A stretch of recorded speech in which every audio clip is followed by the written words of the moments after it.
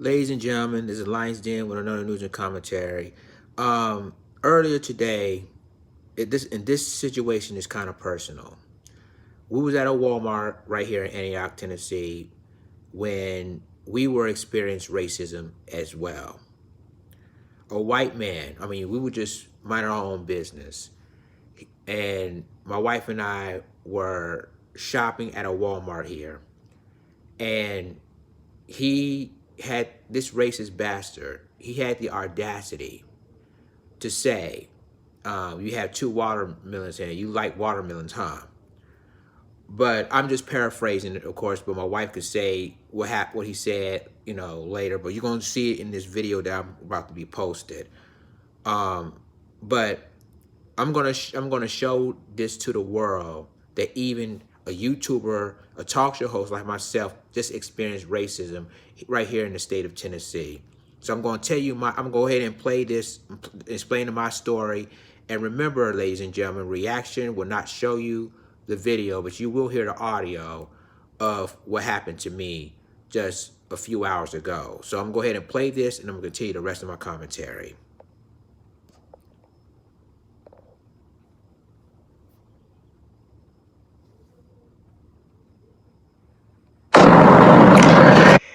Hey, Facebook. How are you guys doing this afternoon? My wife and I, we went to a Walmart just a few hours ago, and we approached with this white guy, this white man, a racist white man.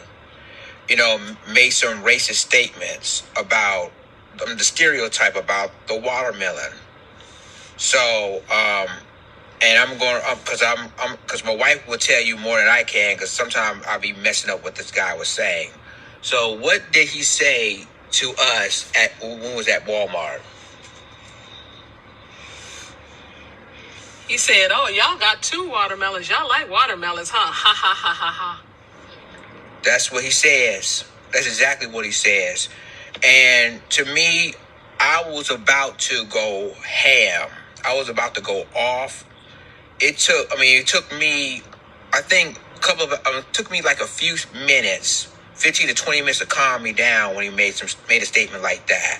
And the guy next to you, the guy that was on the aisle with us. Go ahead, say what you got to say. The guy that was on the aisle with us, he didn't hear it, but he was wondering what was going on, because Thomas was so pissed off. And so when we told him, he was like, "Where is he at? Where is he at? Which way did he go?"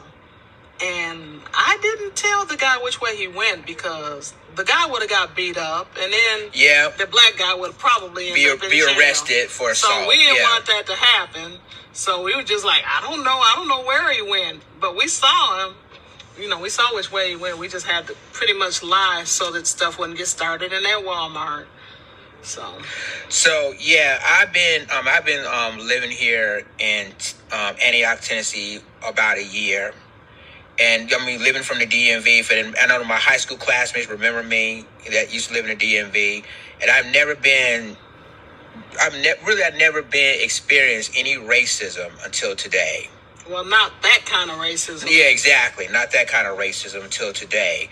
And for any black person, any black person that been through like this, said about watermelons, is a stereotype.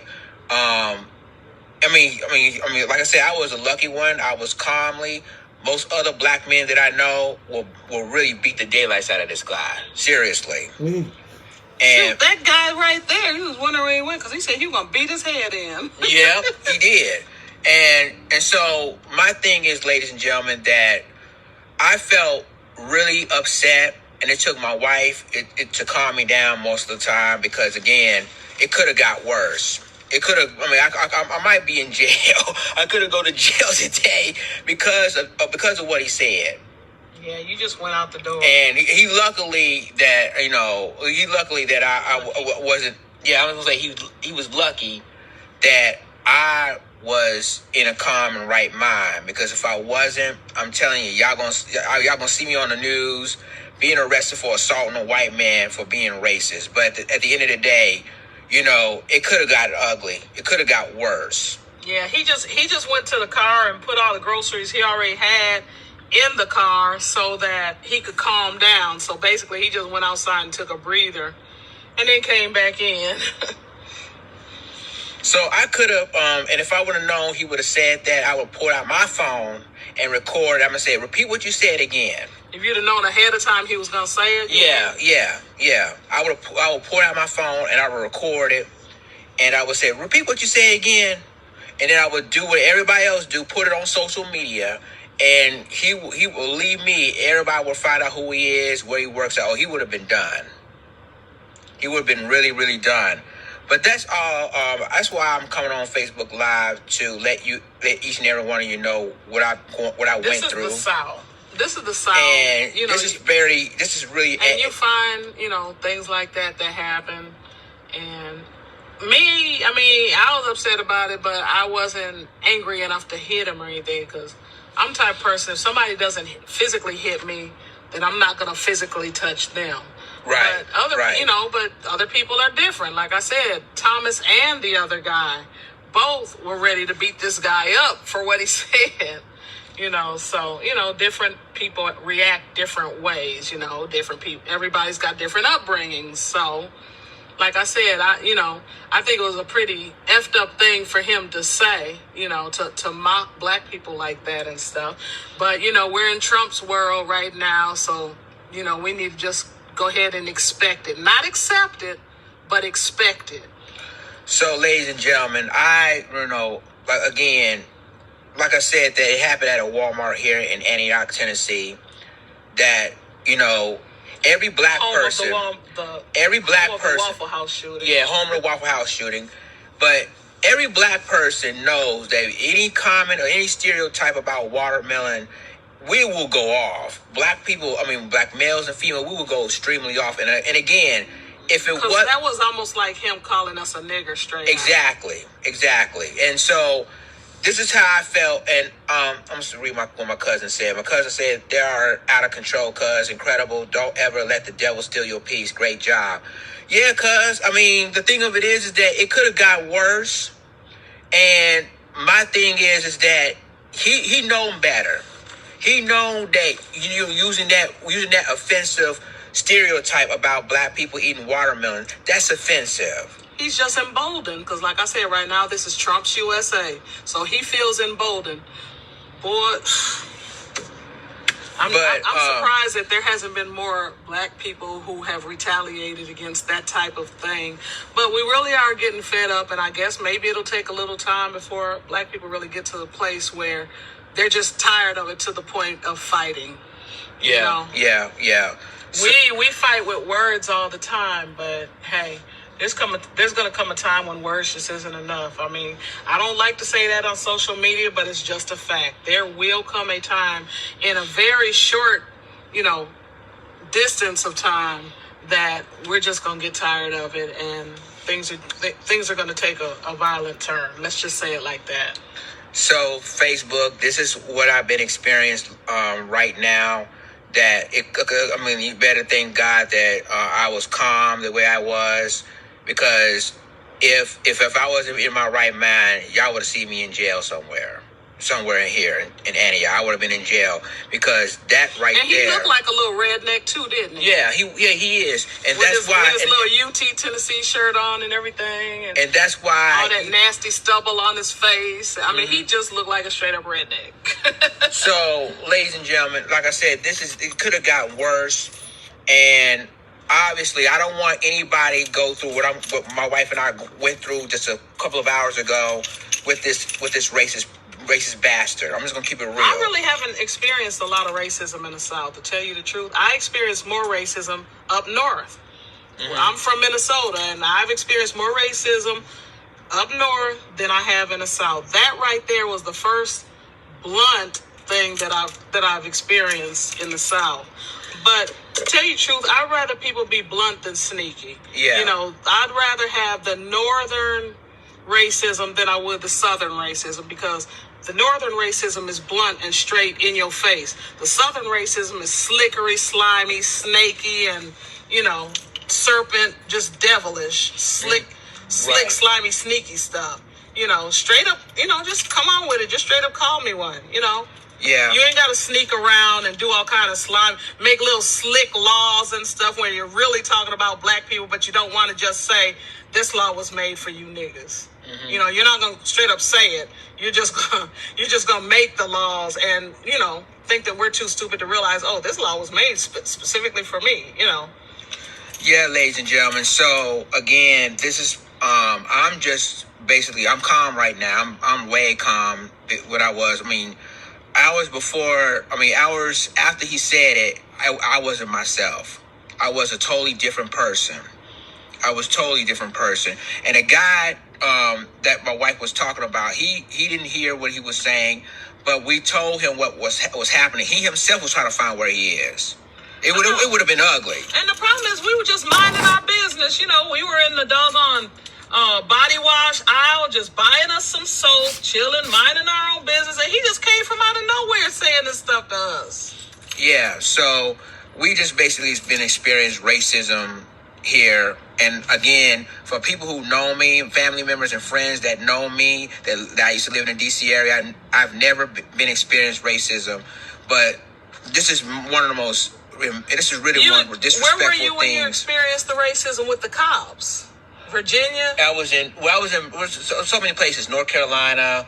I was parts of one time in Maryland and in Colorado. So when I was 17. So that just shows that the racism is everywhere you go. Yeah. It's not really just up north or just down south. It's everywhere. I mean, because they hung people all over the United States. They didn't just hang people in the South.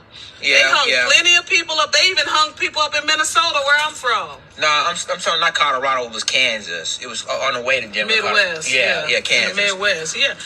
It's everywhere. So Facebook. Like I said, we're okay.